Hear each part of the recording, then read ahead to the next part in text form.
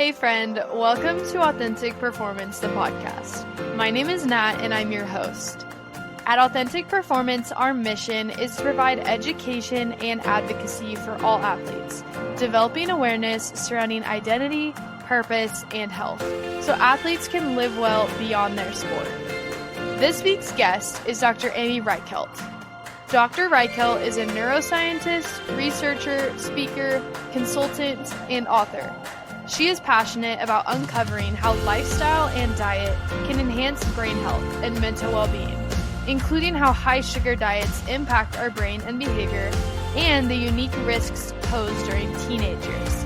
We also got to talk about concussions and the impact of this sport injury on longevity and overall wellness. This is one of my all-time favorite conversations on the podcast, so I know you will enjoy hearing from Dr. Reichelt.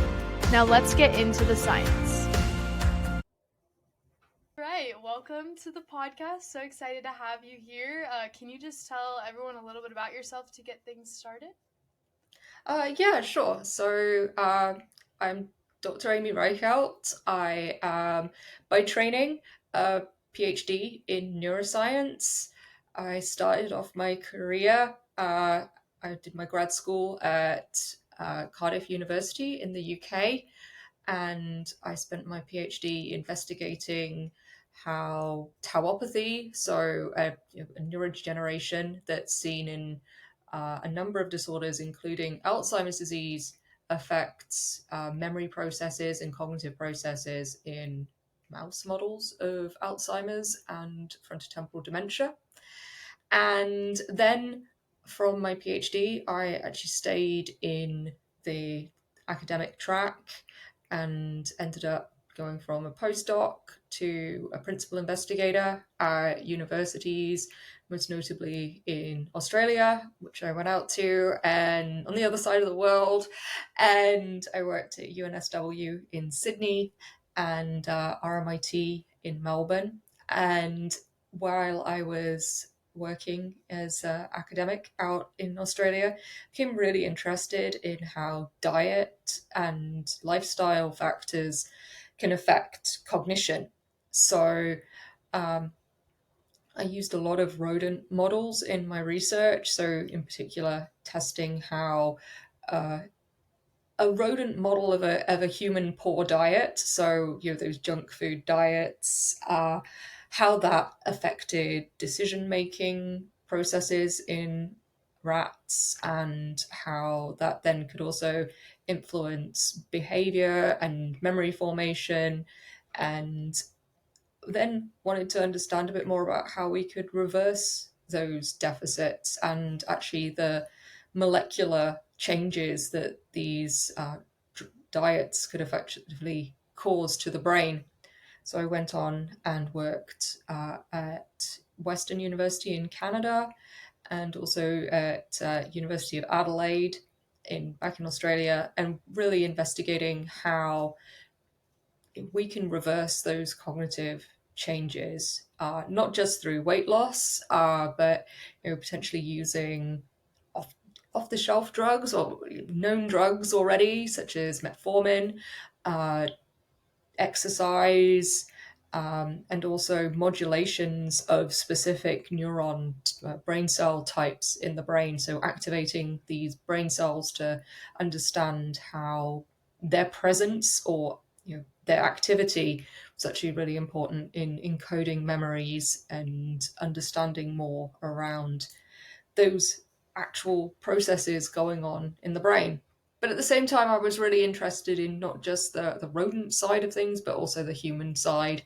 So working around neuroimaging studies, looking at how particularly diet affects young people's brains, so teenagers, and that I'm sure we'll get into discussing, for the developing brain, how a diet could actually potentially derail aspects of the maturation process and set instead a series of events that could make in the future losing weight more difficult, but also potentially having repercussions on cognitive processes.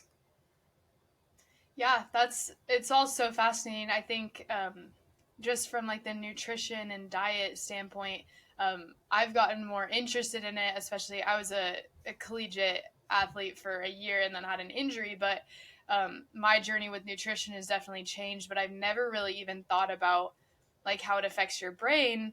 But I do know that I've noticed as I kind of changed my diet to eat, less junk food and more nutrient dense foods, that I was more productive and did better in like school and just managing my time, and I wasn't as I guess foggy sometimes or sluggish. And that's me just noticing that without any kind of research or education in that area. So I think it's so interesting that that's what you get to do in a lot of different ways. So I'm excited to talk more about those specific interests within that area. Yeah. Um, I mean, I think that your diet has such a profound effect, just like people think about it, just affecting your body and your waistline. But really, what you eat has a huge impact on multiple facets of your day to day life, like how you feel emotionally, how your brain works, how sociable you feel. Even you have those definite changes around eating behaviors, and I think that definitely it's been very much an overlooked aspect of mental health for so long, but food is so powerful and what you eat is so powerful, and it has effects on your sleep, it has effects on your physical activity, it has effects on your brain and how you feel. So yeah, it's a fascinating area to be in. yeah. Well, I want to move into some of the specific things that I know you're interested in. So specifically sugar. Can you tell us about some of the impacts of having like a high sugar diet on your brain health or even just cognitive function in general? Yeah, so in my lab, we were particularly interested in sugar binges almost. So people consume a lot of sugar sweetened beverages almost incidentally, and you don't think about what you're drinking as your beverage as being a source of sugar. I mean, you can look at, say, a cake or a donut and you're like, I know that's got heaps of sugar in. However, when you think about having, say, a glass of cola or a sodas, like sparkling drinks, like even like iced teas, that they've actually really, really laden with sugar, and you don't realize how much sugar is in that. And also, you tend to drink them in kind of one go. So rather than it being like a steady influx of sugar, you could be consuming like 50 grams of sugar in one drink in the space of, I've seen people drink that in the space of like 10 minutes. And understanding really what that we would call sort of a sugar bolus is doing to the brain, in particularly, the developing brain, because we know that young people, particularly between teenagers to their late 20s, are the biggest consumers of these sugar sweetened beverages and what that is doing to brain health. Um, so, importantly, as well, that sugar, because it's in a liquid form, there's no fiber, so it gets really, really rapidly absorbed in through your gut into your bloodstream, and it then circulates around and finds its way into effectively your brain, which is a, a hungry organ by itself. Like glucose is needed to run your brain cells. But what can happen as well is that when you have excess amounts of sugar, that you get effectively increased adipose tissue because your body doesn't know what to do with all of that sugar. You're not really burning it off. And when you have increased sugar and increased adipose tissue, you get a low level of inflammation throughout your whole body, and that penetrates into basically every single organ. So you have these what we call inflammatory cytokines, chemicals that are floating around, and we found that they get into the brain and cause a form of inflammation within the brain tissue itself, and that can be the activation of specific brain cells that are non-neuronal. They're like, typically we see microglia. These are one of the scavenging cells really within the brain. There is like your immune response. But when you're in this inflammatory environment, these cells become active, and they're mopping up some of the uh, cytokines, but then they become overactive and they actually can start not only releasing more inflammation, but then they can also start to interact with the neurons. And when you start interacting with neurons, what can happen is they can strip away the synapses and the dendritic spines. And they start like really wreaking havoc there. And that means that the effect of the increased neuroinflammation has this knock-on effect onto neuroplasticity, because we know that your brain cells neurons need these connections to wire together to form new memories or to form new processes, and how you're learning about your environment. So when those start to become damaged, then you're getting a reduction in neuroplasticity. So that's sort of one aspect of what high sugar diets can do to you. But then they also have effects, particularly around the hippocampus, and the hippocampus being the main area of the brain that's important for memory encoding. And what we saw with our rodent models was that just very rapidly our animals started to show deficits on memory tasks, and this was within sort of 14 days of exposure, and we only gave them 2 hours exposure of this sugar solution per day as well, and we made it so it was sort of 10% sugar solution, which is very similar to your sugar sweetened beverages that say an iced tea or a can of soda. So that was pretty striking what we saw in terms of the effects on brain health. And also, we know that high sugar foods are very rewarding, and we're genetically predispositioned to really like sources of quick energy. And in the same way, our rats and mice and just animals in general, they also have this same wiring. And we learned a lot about how these foods could be potentially addictive.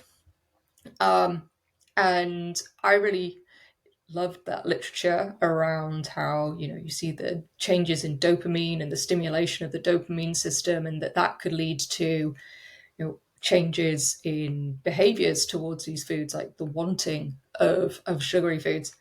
But my research was really going a little bit further than just, oh, okay, so you want this food. It was like, okay, so what about the behavioral control? Like, what's happening actually in the brain?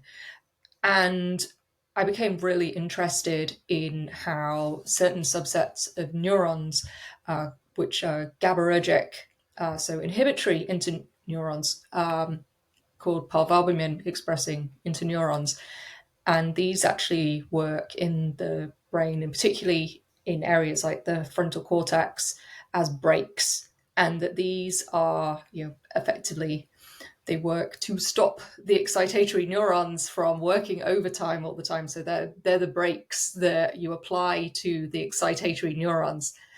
And one of the really cool things that interesting things that we found was that these neurons were particularly vulnerable to the high sugar diets. So be it that there's increase in inflammation, but these neurons are very highly metabolic. They fire a lot because they're busy, like stopping too much excitation going on. But unfortunately, that means that they're also very prone to oxidative stress. And if there is too many cytokines floating around, it forms an inhospitable environment for the function of these neurons. So one of the things that we saw is that we used immunohistochemistry and fluorescence. And when we looked down the microscope at sections of the brain that had these been exposed to from animals that have been exposed to these high sugar diets, we actually saw a reduction of the populations of these neurons, and that these neurons are so important for high level cognition in a very critical area of the brain.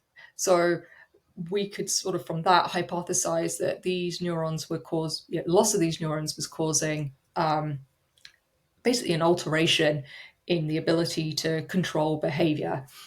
And that was a really striking finding, and has importance for people who have been consuming these diets, because then when you're trying to reverse those effects, or you've been told by your doctor you have to lose weight, or you've been diagnosed with prediabetes and told you've got to like stop the sugar, it's so difficult to reverse these behaviors.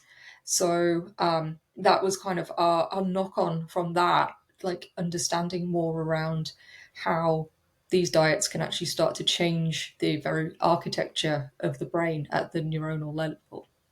Yeah, that's, I mean, cool to hear like how deep you can go into it, but also like kind of scary for people who have that high sugar diet and don't know how to fix it. I'm curious if you have like based on that research any recommendations for people who maybe are trying to change that diet, or even just restricting the sugar a little bit. Since you have said it's super addictive and people really struggle to do that. Like on a behavioral level, are there any recommendations for how to kind of start trying to shift that diet away from the sugar?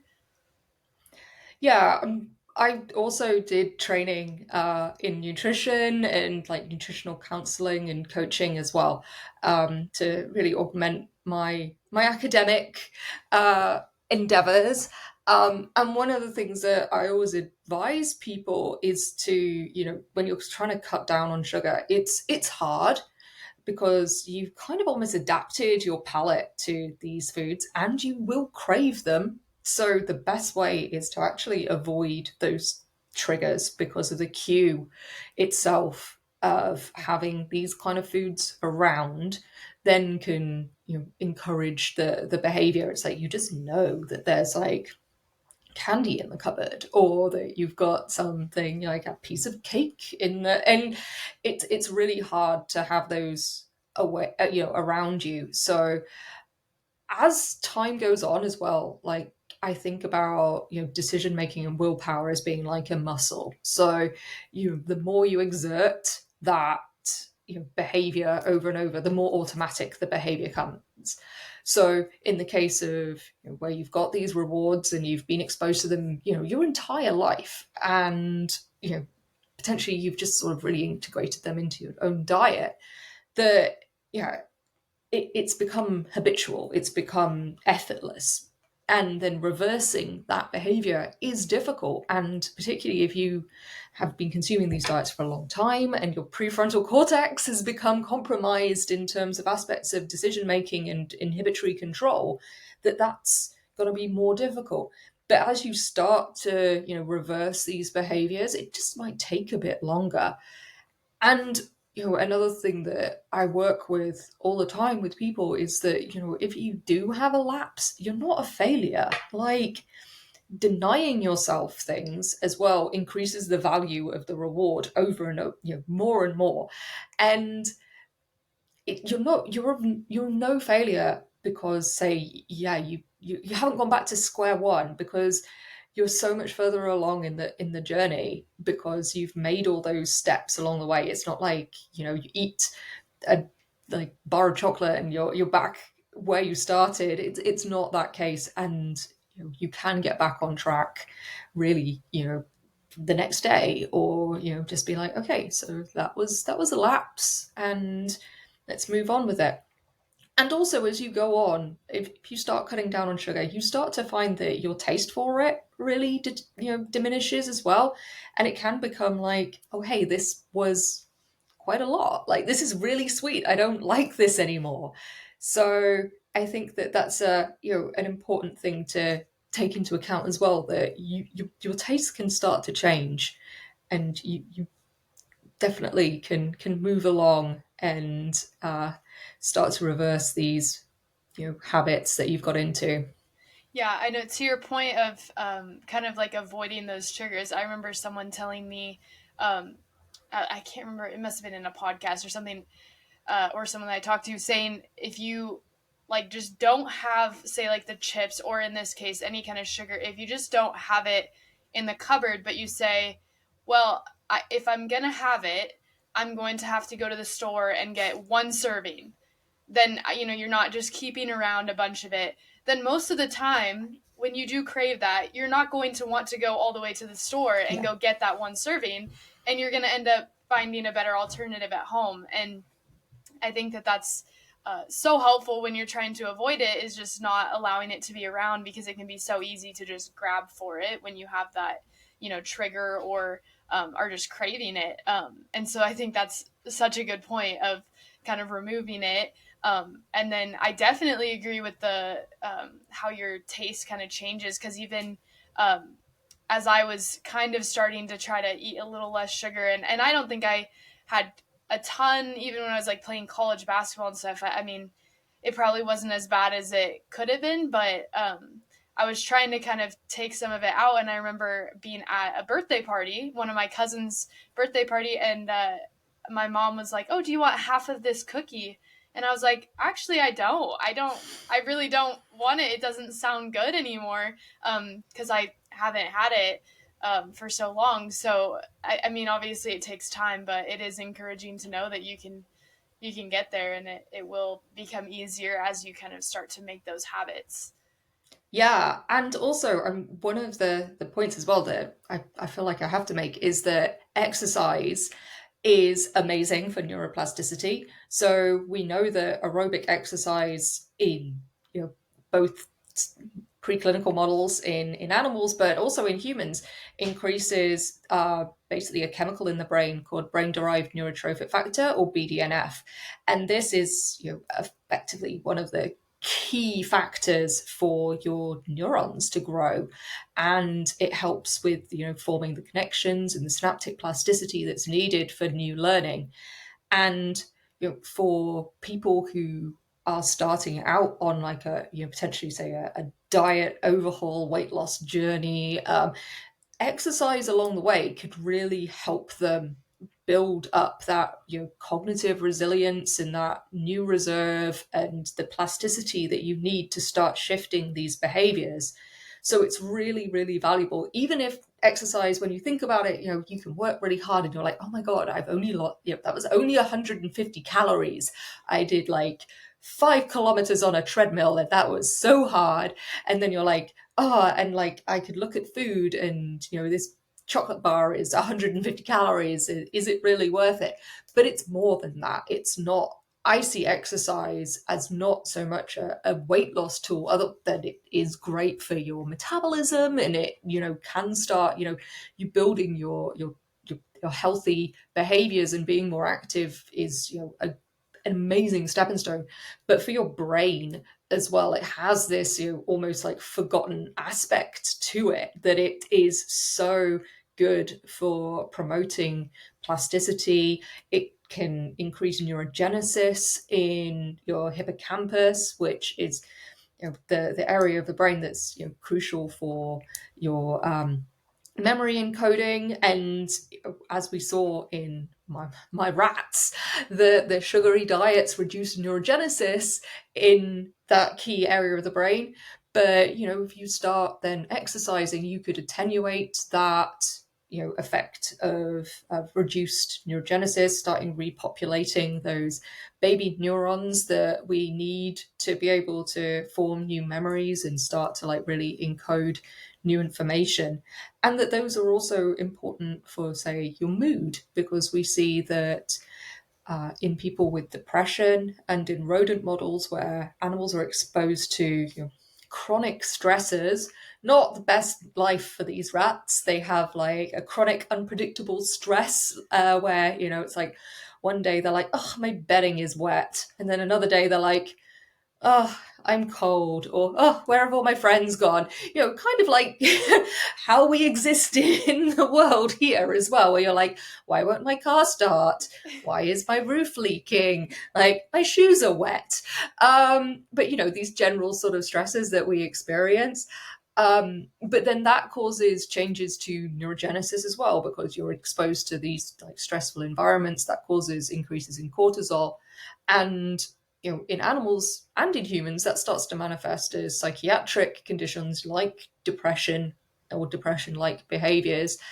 And in that case, the exercise can start to bolster up again that resilience and that neurogenic reserve and neuroplasticity. So I think that there's a lot to be said for the benefits there, and how it really goes hand in hand with healthy diets and shifting from an unhealthy diet through to a healthier diet. Yeah, and I mean, sometimes people see it as really difficult to change their diet or know exactly where to start, but especially to the point of exercise. Like, exercise can be done in a lot of different forms, but usually you can find something that's fairly easy to do, even if you're just, walking around your neighborhood a couple times. Like, that's really accessible to people, which is good to know if, you're struggling with the nutrition part or whatever, at least starting somewhere that can also be a benefit to your brain health.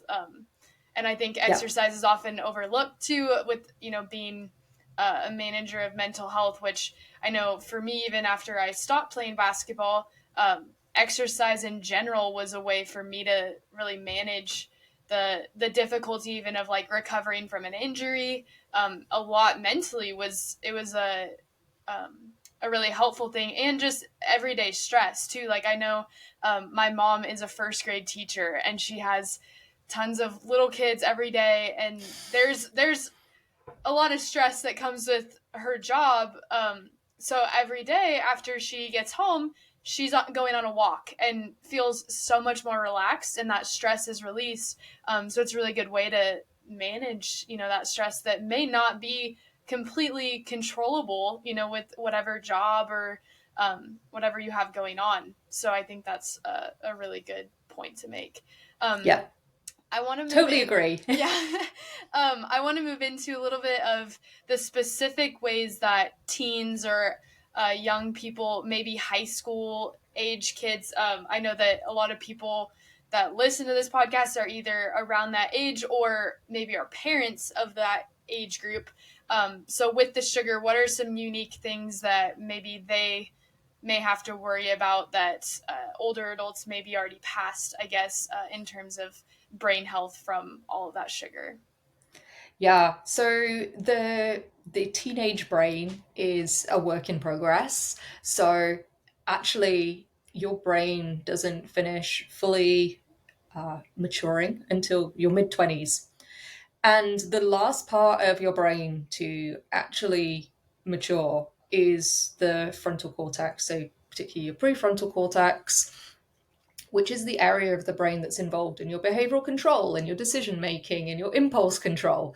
So, in that regard, I always think of adolescence and teenage as being kind of like this perfect storm for setting up basically bad eating behaviors, because you haven't got the same ability to say no to rewards, because you have like a heightened reward drive in general, because your whole reward system has matured much faster than your frontal lobe.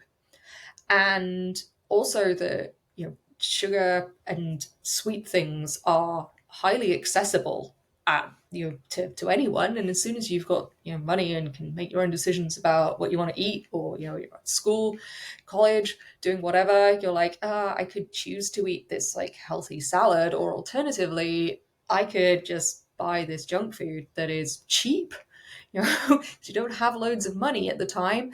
It's cheap and it's accessible and it's rewarding. And the other facet as well is that when you're young, you have a high metabolism, and you're particularly people who are going through that like growth spurt where suddenly you're like can't stop eating because you're hungry all the time, because your body is literally like gaining inches in height, or it seems like overnight sometimes. That's a lot of energy that your body is putting in. And so your body's using a lot of energy, and it doesn't care where it's coming from. It's just like, those are calories. I need them to, get my cells to literally build new cells and expand and grow. So that's happening. So that can actually mitigate some of the effects of, eating poorly, because even if you are, eating, say, 2,000, 2,500 calories a day of, junk food, your body's just like, I need it. I just need the energy. And you might not be gaining any weight because your body needs that energy. And you might be fairly active as well, because, you might not have a car. You might be riding a bike to school or work or whatever. But unfortunately, one of the things that is happening is with your brain, that it could be having effects on the maturation of the brain. And your dopamine system could be becoming more and more in tuned to those rewards. You're learning because your brain is so, reactive to the environment that you're in, and you're learning that these foods are rewarding, that they're great, and that's then setting in, hardwires to basically prefer these foods. um, and also the neurons that I was talking about that live in, majority of them are in the frontal cortex, the pulvalbumin neurons, the little brain breaks. They are also late maturing, and potentially what could be happening, and we were investigating with neuroimaging studies with teenagers who were living with obesity, was that if they had, say, reduced populations of these neurons because either they haven't formed properly or because of the inflammatory environment that they're in, that they weren't functioning adequately, then that would shift the balance of excitation and inhibition within the brain. So instead of it being sort of a net zero, it was shifting towards a hyperexcitable state, and that could then have knock-on effects in terms of, your abilities for attention and your abilities to control impulses and help you with decision making, or even, in terms of your hippocampus learning new information. And we all know that it's so critical in, your formative years. Like, you're like a sponge, you're trying to learn everything you can, and you want to be able to retain that and, override those impulses. So yeah, the teenage brain and the young brain definitely seems like it is a vulnerable state to be in when it comes to, making these decisions and making dietary choices, and also just the exposure to poor foods. Yeah, and it seems like, especially with maybe teenagers who might still be at home with their parents, like a lot of it comes from the environment that they're raised in and the foods that they're maybe grew up eating, or it was just normal. But then it becomes their decision once they're, maybe in college or on their own. And I've definitely seen people that grew up and even maybe were like athletes all throughout high school. So again, they don't really notice maybe the weight gain, or they feel okay most of the time because they are burning a lot of calories, but then those habits also continue. And then once it is their decision, they don't know, how to make those changes. So I think it's a good testament to why it's so important, like maybe as parents, or even if you are in that, teenage area, that like starting early on trying to, not have all of the junk food be your first, go to, can help. I mean, obviously, like that you said, that is a really vulnerable time for their brain and just developing all kinds of different things. But then also looking forward, you don't want to have to try to reverse. It's a lot easier to try to prevent than it is to react to, that poor diet that's happening over time because of those habits. So I think it's really good to talk about the early years too, because I know I definitely feel like I had to do a little bit of backtracking, just from the habits that I got into. And I know it's hard, especially with athletes that are really busy, to like find good food often. But again, I think just to your point of how formative those years are, it's important to try to prioritize that so that you don't have to do more work later on to try to, reverse those things that may be kind of hard to come back from after that long of those poor habits. Yeah, totally. And another thing is that like teenage years are stressful. Like you feel like you're under a lot of pressure, and even your college as well. You're in a high stress environment, particularly living away from home potentially, and social structures, and there's a lot going on, and your brain is basically hardwired to want rewards and self-soothe in a way. And I think that what's the easiest thing to do sometimes. It's like, yeah, eat the chocolate bar, like eat the ice cream, because you're stressed and your brain is looking for that quick source of energy all the time. It loves it. And so yeah, I think that you've also got those stresses which I don't think are often taken into account sometimes. When I talk to adults, people in their 30s, 40s, that they're working and they have their stresses, and still fall back into those habits of junk food and comfort foods, which always tend to be either high carb, high fat, or both together. That it's definitely for young people as well, that there are the stresses and mood changes and a lot going on. So your brain does want those things because it is that energy that it needs. Yeah, I'm curious to know if it sounds like maybe it's kind of a little bit of a cycle, because obviously, like you're saying, like they kind of crave it and you want it for comfort, but then is there any kind of correlation too with like that bad diet and then mental health issues maybe, or additional issues in that area that might kind of just be this cycle of feeding itself? Yeah, and that's for sure, that you get into like a vicious cycle where you eat junk food and because you're stressed, and then you feel ick because your brain's all foggy, and like it's you're not feeling good. You're like, neuroplasticity is down. You're not feeling as clear minded, and then you get stressed more, and then you eat more, and it's definitely a vicious cycle that people get caught up in. And then breaking those cycles does become harder. And that's another reason why when I'm nutrition coaching people, if somebody's like, I fell off the wagon, I ate some chocolate, I'm like, no, it's no biggie. Like seriously, like the more you stress about it, the more you're going to be like overvaluing that food, the more you're going to want it again, and then you're going to stress yourself out even more. Like it's just accept, that happened, and it's cool. Like tomorrow's another day, and you're that it's not the end of the world. Like don't make it out to be. And I also think when people have like defined days, or like something's going to happen, like there's a family event, or you've got a celebration, like not to beat yourself up and be like, okay, so I know that there's going to be this food here or these drinks here, and I'm going to, enjoy myself. And because there's no point, you only get one life, and completely abstaining in a way from everything.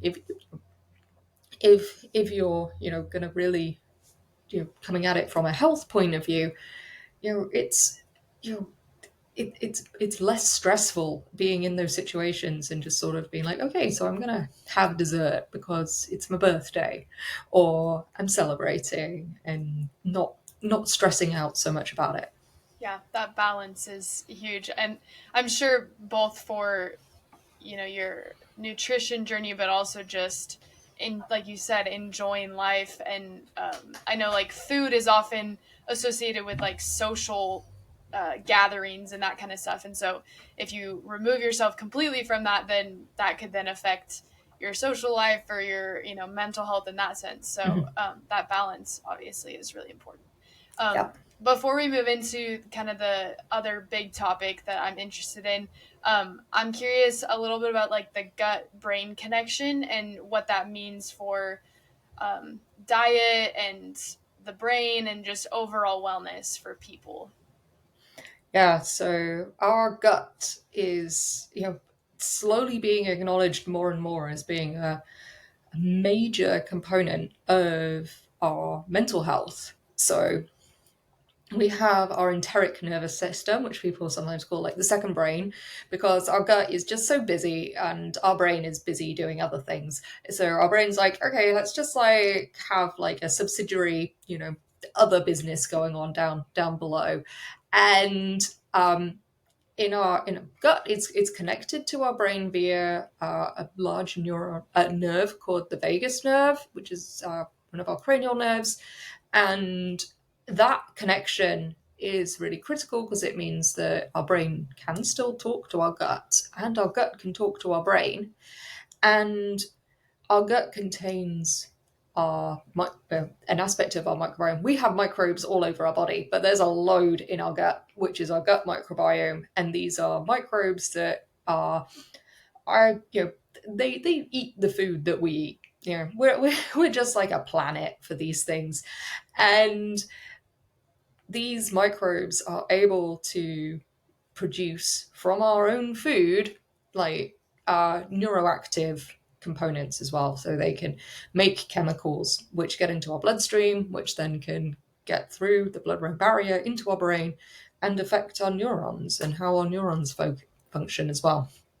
So um, really, there's been a lot of amazing research looking at how the gut microbiome can be, you know, affected by different mental health conditions. So, in particular, like does depression change your microbiome? Well, one of the things that is a very rapid way of changing your microbiome is changing your diet. So, if you have a diet that's high in refined sugars and saturated fats, you get a different population of microbes, and that those can secrete into your bloodstream inflammatory things because they eat effectively inflammatory foods. And simultaneously, if you have, say, diets that are very high in leafy green vegetables and fruit and veg, and that you get a different sort of population of your microbes, and that they can secrete things like butyrate, and this is nourishing for your brain. So there's very much this link between the composition of your gut microbiome, which is very dynamic as well. So if you think about how rapidly your food can change, these populations of bacteria are pretty dynamic as well and can change hourly almost, because they're in quite a fast transit aspect of the body. But also that the overall composition depends on your diet. So if you eat very few different foods, you'll have like just large populations of the same bacteria. Whereas if you eat a very varied diet, then you're going to have a more varied microbiome. And there's been some really amazing work come out of labs like the one run by John Cryan in University College Cork, and that they've really linked changes in the gut microbiome to, say, if somebody is, for instance, autism, the mice that have a genetic form of autism, that they have different microbiomes, and that they could literally take the gut microbiome from a mouse that doesn't have autism and basically reverse some of the behavioral changes associated, particularly around like sociability in the genetic mice, and also mice that have no microbiome and how they behave differently, and they become very stressed and anxious. Whereas then they could be a recipient of a healthy normal mouse's microbiome, and that again causes changes in terms of the behavioral phenotype of these mice. So yeah, it's super interesting work, and we looked at how there were definite changes very rapidly in the microbiome of animals that were fed, high fat, high sugar, junk foody diets. But also, there was some really interesting research that came out from one of the labs at UNSW as well that showed that there was a beneficial effect of probiotics on animals that had consumed these like cafeteria, junk food, Western diets, but only in the animals that had this diet. So when it was fed to the control animals that had like the relatively healthy diet, the probiotic treatment actually was detrimental. So I think that was a really interesting finding, because I think so many people will just be like, they're healthy. And then they're like, oh, let's make myself more healthy by taking some probiotics. But I definitely think that there's a need for a bit more knowledge around how these probiotics could actually be affecting not just the gut but the brain as well, because if they're shifting the abilities of people's mood but also their cognition, you really need to be shifting it in the right direction, and maybe too much of something is not a good thing. Yeah, that's really fascinating, and just how those two work together. Because I don't think we really think enough about how much our diet affects. So, like, knowing that there's, research that shows how linked they are, I think is just, obviously even more reason to try to explore how to make that more of a priority, and just managing that diet and how that can affect so many things, especially even just thinking about like people that may be experiencing anxiety or depression and go to therapy, but then there's maybe some things biologically that could also be changed with just the diet and exercise, and not to say that that's not helpful as well, but realizing how much of an impact the diet has makes me think that that might be a really good place to start for a lot of people that may be experiencing some issues with mental health, because obviously it's very linked. Yeah, I totally agree. I think that just for people who say have anxiety or depression, um, that often diet is something that has lapsed because potentially they are very stressed, or just don't want to eat properly because there's a lot going on. And also you see sleep disruptions and reduced sociability because you just don't feel like it. Mm-hmm. And in a way, exercise and eating well, we know that they go hand in hand when it comes to building up neuroplasticity. But also they're releasing sort of feel good hormones as well, and you're getting sort of that satisfaction of increased blood flow from exercise that can then be having impact onto neuroplasticity and shifting mood. And there's been studies that have shown that people who've got mild depression, that they've either been put onto antidepressant, or they've been encouraged to as part enrolled into, say, a social running club or jogging club or some sort of exercise. But for them, it worked just as well. And the rather than going on to, say, an SSRI that has side effects associated with it that can be very, very profound, that potentially those lifestyle like changes, such as having something as great as a social group with exercise together, that could just be as effective. And what are the side effects there? Well, you've made some friends, and you've got people to talk to, and you are exercising your body. And I don't see those as being negative side effects. I still think that for individuals who are experiencing depression, and that their GPs are like, okay, like you should go on to SSRIs. And I think that there is, a time and a place that, people can need them and will respond to them very well. But, I would never, tell someone just to like stop taking them, because there's a lot of side effects, but also tapering that and the effects that it has on your brain. But I think that there are these interventions that could be undertaken, potentially prior to engaging in the pharmacological route that doctors do push on you, because what's easier, just signing a prescription, or that's easy for somebody then to take a pill every day. However, I think having those lifestyle changes is more difficult. There's more resistance, but it could be just as effective. Yeah, absolutely. That's so interesting too, of how, with the medication, you maybe stay on it for a certain amount of time, and then the question is kind of, well, how does it get better long term? Whereas if you have that consistent exercise or diet change, that could change the rest of your life for in a lot of different ways too, like help with weight management, and like you said, even these groups of like making friends and having that social aspect. Those things have so many more benefits than just the one purpose that maybe they intended at the beginning. And that's a lifelong thing too. Like it could help with a lot of things.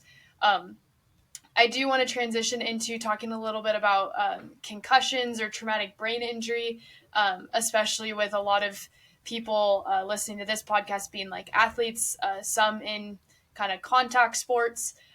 So can you just tell us a little bit about what concussions or traumatic brain injury kind of looks like from a neuroscience perspective, and kind of the dangers of those? Yeah, so concussions are and mild traumatic brain injury kind of goes hand in hand. They're the same thing. Um, and really it's any, a trauma to the brain, which could be from a fall, a bad tackle, whiplash, kind of anything where the brain basically is physically damaged by a sudden movement. And quite, obviously they're very common in contact sports. But we're starting to understand more and more around how, that a concussion doesn't have to mean that you were knocked out cold. It can be that you've just had, a, a blow to the head, but also there are also subconcussive impacts that people are exposed to, very frequently, particularly sports players and and military personnel as well, where you could be potentially just having these knocks to the brain over and over. And although our brain might just look like, it's kind of just like a massive fat and electricity and cells. It's very complex architecturally, and in particular, the white matter, which is the axons of our neurons, it's hugely delicate, and they can, in the case of a concussion, there's this process called axonal shearing, which is where they get stretched, because our brain's kind of like made of jelly, like goo wise, in terms of the composition of how you think about the actual structure. It's very squishy, but it's not like as robust as that. It's made up of very, very delicate components. And in particular, you can get a bruise on the brain that could be we call a contusion. That could be from falling and hitting your head directly, and it sort of bruises where it's bashed against the skull. You can also get like a coup contre coup injury, which is where your brain goes backwards and forwards and hits against the skull itself. And then also you get this white matter diffuse shearing, where again, tiny microstructural changes, but then that stretching of the axons can cause axonal degeneration, because they don't like being stretched. They might spring back, but they're not the same, and that means that these like longer connections start to become disrupted as well. So if, say, you do experience a concussion, um, people, tend to recover, but, within sort of 5 to 10 days of having a concussion. At the start, you feel really ill, like you've got a headache, you feel nauseous, light can be upsetting, like you feel fatigued, and you can really want to rest. And that's in a way our body's way of saying, like, can you stop what you're doing right now, just rest your brain.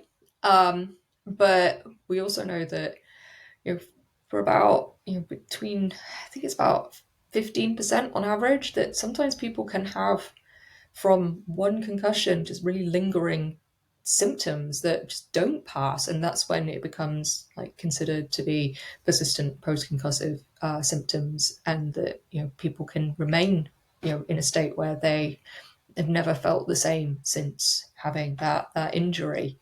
um, it's also very difficult to see the changes that have happened to the brain from a concussion.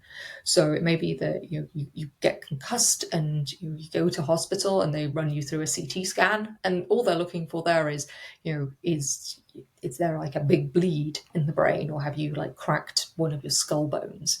Um, but for many people, there isn't that, overt change that could be seen.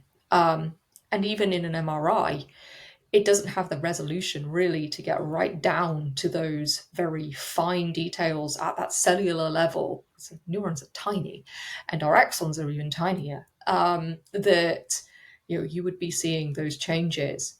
So it's a functional deficit, and persistent post-concussive syndrome is sometimes called a functional neurological syndrome as well. Um, and yeah, so you can see changes potentially with functional imaging, and these changes are, again, as unique as the injury itself, because no two concussions are alike, really, and they can all cause different functional changes and experiences in terms of the symptoms.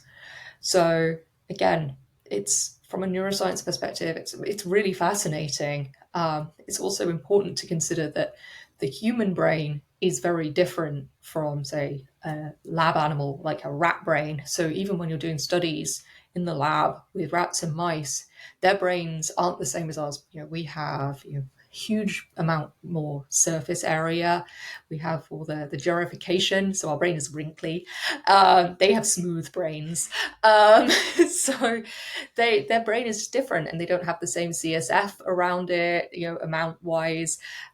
So they even if you do these models in animals, they can really differ in terms of functional changes. So that's important to take into consideration from a neuroscience perspective. Um, and of course, like the human brain is, so much more complex. And that's potentially why we see so many changes in concussion at that neuroscience and neuropsychological perspective. Yeah, I think just from my experience with some different athletes in different sports, it seems like the education piece is becoming more important of just protecting athletes from those potential injuries. So I think it's interesting just to hear what it could potentially do, so that is more of a priority in making rules and regulations for different sports. Obviously, like in some, it's more common than others, especially when there's more contact more frequently. But I think just being aware of how damaging that can be, and um, learning how to protect the brain as much as you possibly can, because obviously with athletics, specifically like sports that you're competing in, there's a lot of unknowns, in a lot of different ways that you can't always control it, what's happening, as opposed to other forms of exercise like walking or running or even weightlifting, where you have more control. There's a lot of unknown, but I do appreciate you kind of just shedding some light on what that could look like, just at least so people can be aware and more cautious, and make it more of a priority to kind of watch out for those things, and try to educate athletes more too, especially with those sports where it's more common and might cause more damage. Yeah. So basically, a concussion is kind of, or any injury to the brain is it's like a process that the cascade of processes effectively. So you get the initial injury that happens at the time, but then you get the secondary injury, which is where your brain is, exposed to this, inflammation sets in place, and blood flow changes, and there's also, excitotoxicity from, neurons that are damaged, to like, oh my god, I'm just going to release loads of neurotransmitters.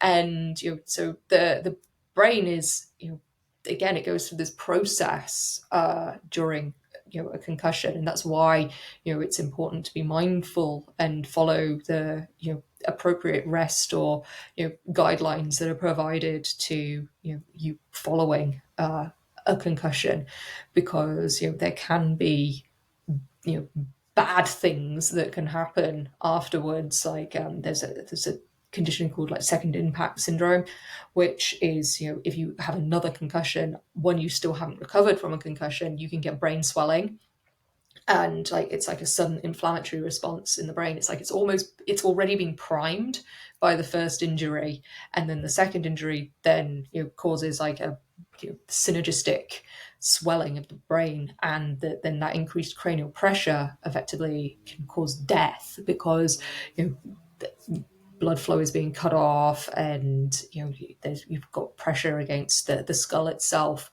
So that can be, incredibly dangerous, and that's why, there's a lot of regulations now about, potentially, mostly athletes that have, experienced a concussion, that they have to, sit out for a certain number of days, to mitigate that, and that then when they return to play, that they do it in a safe way, following some, tests to make sure that their brain has functionally at least recovered from that injury.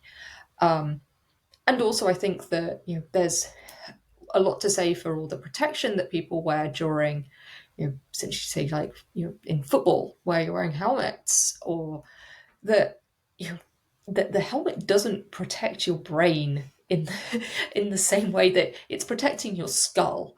And people who are, playing these sports, and are wearing helmets, a lot of the time think that they are protected, but your brain is still there, and it's still getting knocked around, because it's still within its, it's like tank of CSF in your skull, and the, just the movement of that, and potentially it can hit against, the skull, and bad tackles can still result in, subconcussive impacts, and also concussions regardless. And also, people, when they're given helmets, they can go in more like with their head, because they're like, I'm protected, it's fine.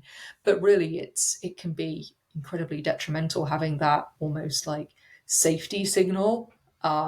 But it can prevent people from being as mindful going in. Yeah, definitely. And I think, just from like being an athlete myself, and knowing a lot of other athletes, it's very common for people to not want to sit out for an injury, and just want to get back in the sport. But I think there's no reason why you wouldn't want to protect your brain in that situation, because long term, like you said, with the second impact syndrome, it could be like truly detrimental. And going through the right protocols, and whatever your doctor is telling you to do is not just important for returning to sport, if that's what you're trying to do, but for your life and the long term. So obviously, it's not a small injury. It's a very serious thing that has to be treated appropriately, or it could obviously result in even worse outcomes than Yeah. just that original hit. Yeah, I tend to think of it as, like, if it was your ankle and you just twisted, say you've sprained your ankle really badly, you can't return to play, because you've got like a swollen mess of an ankle, and you can't run around, or, play sports. It's, but when it's your brain, you're like, it's just my brain. And that's, not the way of looking at it. It's like, if your brain has potentially got, a heightened amount of inflammation, because in the same way as an injured ankle, you get swelling. The brain, you've got inflammation from an injury. It's the way that our body can deal with it. And yeah, so you've got that. It's at risk already, and you wouldn't run around on a sprained ankle. So why would you run around with a concussion? And I mean, also as well, that aftercare following a concussion as well. I think that diet does again play a really important part, and it can be really hard for individuals who say you have had a concussion. You just feel like rubbish, and you don't want to be preparing yourself some sort of super healthy meal where you've had to go to the grocery store and buy all this fresh fruit and veg and things. But nutrition at that point is actually really important as well, because we know that you know, we, we don't want to be consuming the high sugar diets or the high refined sugars, high saturated fat diets, because that's going to be increasing inflammation just at that systemic level. So what we really need to be doing is eating well, and eating anti-inflammatory foods, and getting the right micronutrients and energy sources to our brain cells to enable them to really recover at the time. So that's critical as well, and can help with recovery, and particularly for people who may not be recovering in the same trajectory as they anticipated. It might be a bit slower, but potentially addressing aspects of diet can help to attenuate some of the symptoms, or to start to help people get back on track and recover from the injury. And I think that's really important to be mindful of as well. Yeah, that's a really good point, because I know just from personal experience with injury, not in the concussion realm, but it can be very easy to immediately turn to the comfort food when you're already feeling all the emotions, maybe from being away from your sport, which then in turn might be away from your family or your friends, or the people that you spend the most time with. Especially when I was in college, I didn't see my immediate family often, so those were the people that I was seeing on a daily basis. Well, then that injury resulted in having to go through some recovery processes, and I wasn't able to be around those people. And so then the quick response to those emotions that you might be feeling is comfort food, and things that you might just automatically turn to when you're feeling emotional. So that's obviously, it's a harder thing to do, to turn to the healthy diet. But like you said, that's so important if you want to make sure that recovery goes as smoothly as possible. And I wouldn't have even really thought about how much of an impact that could make. So yeah, that's really awesome. Well, I want to wrap things up with the last question that I ask everyone on this podcast. And that is, what does it look like for you to live authentically?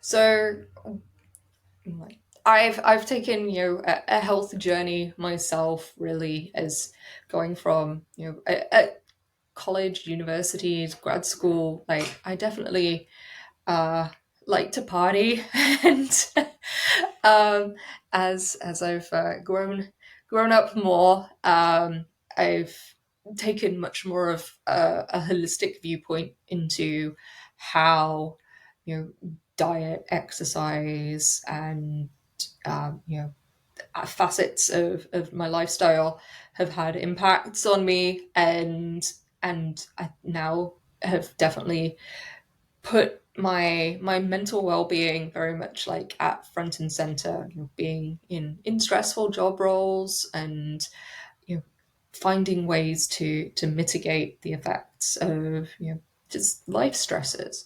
So I'm very much a proponent of healthy eating. I like to prepare my own food, importantly. I actually find it very sort of meditative in a way. having those days when you're like, I'm just going to food prep a whole load of food, and just the satisfaction of making healthy, nutritious meals. Um, and I also find, making a batch of food is good because that then prevents you from being, in that situation where you're hungry and you don't really have anything. And so what's the easiest thing to go and get? It's, some junk food from somewhere, or takeout or whatever. Um, so that's one aspect of my authentic living. I really love, fresh food. Like big salad bowls, being really mindful about, how it looks as well. I love it when you just get all the different colors on your plate and you're like, oh, this looks so pretty. So I call those my dopamine dinners because they're so aesthetically pleasing, but also, nutritious. I have done a lot of sport. I was never a sporty kid at school. I was way more into like art and and being that kid instead. Um, and then I really got into social sports more in my later years. I love CrossFit, and I know I've injured myself way too many times in CrossFit, so now I'm just sort of more like a bit of strength conditioning training, but with the social aspect of it, I find really encouraging to have that sort of tribe around you of people who are like-minded individuals, because hey, you're all at the gym at the same time. That means you've got to have some sort of like combined consciousness. So yeah, I definitely enjoy weight training and sort of the more sort of structured CrossFit type classes. I love running. I also try to do a couple of yoga classes a week. I find that that's a really great way of getting myself out of my head and helping me to relax, and also again, it's excellent for strength and conditioning, even though it's just that calisthenic body movements rather than relying upon weights. And I'm also, really interested now in meditation and mindfulness. I think mindfulness is something that you can do. Not necessarily you have to like sit there and be still with your thoughts. Like, I don't need to hear my own thoughts. I like listening to someone else telling me to like breathe in certain like patterns.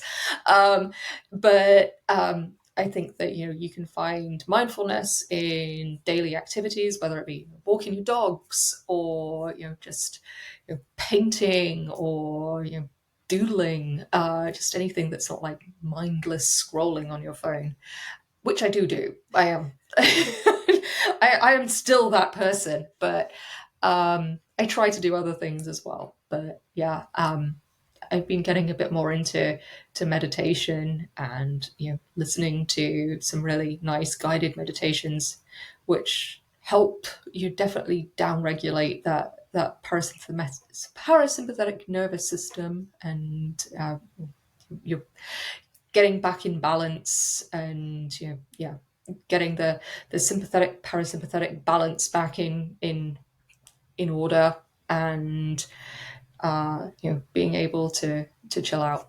I also really like brain tech and any sort of like wearables, because I am a scientist by nature, and I'm just like, show me a graph. Yeah. Oh my god, I love a graph.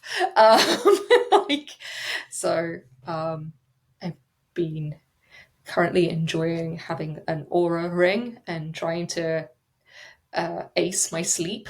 But I think it's really cool to like look at your recovery as well, because I find that a lot of fitness trackers are just like, hey, you've got to smash these goals, like bust out as many calories as you can, like look how high your heart rate went, and you're like, yeah.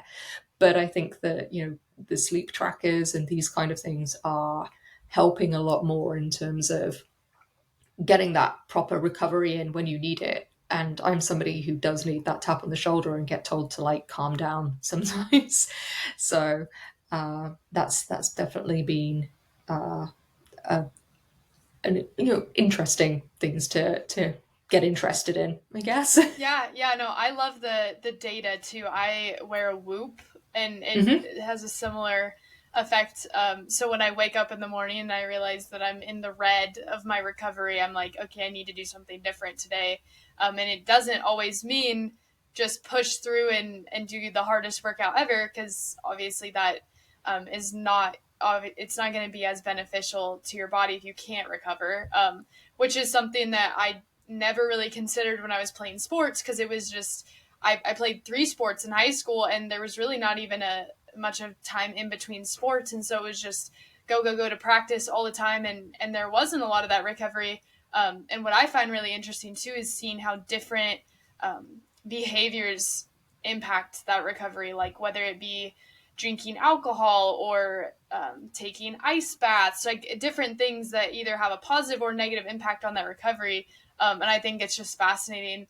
I'm not a scientist, but I still appreciate the data that can kind of direct me. And I think it helps us to live each day the best way we can, and kind of anticipate the way that our body and brain might react to different activities that we want to do. Yeah, I did a sauna ice bath like for the first time. I've done it sort of at spa kind of things on like vacation, but I've never been to like one that was like, this is what we do. And oh my God, my aura ring was literally just like, you're stressed, you're really stressed like the whole time. And which I wasn't surprised by, because, you know, it's like super hot in there and you're like sweating, and then you're throwing yourself into a freezing cold like ice bath. And yeah, no wonder my body's like, all my heat shock proteins are just going like, stress.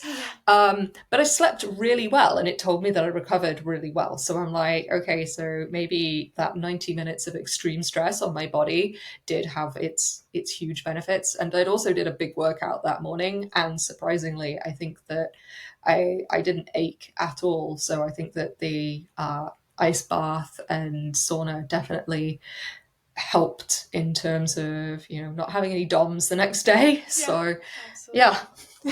Awesome. Well, thank you so much for doing this. I'm so intrigued by all of like your work that I've seen, and this was just such a fun conversation. I mean, I'm not super knowledgeable in the neuroscience. I've taken like 1 or 2 classes in my time as a psychology student, but yeah, I'm just so thankful that I got to, you know, talk to you about some of the things that I don't fully understand, but I think are important to kind of consider with brain health and diet. So thank you so much for doing this. I'm so excited for people to hear it, and yeah, just so grateful to have you.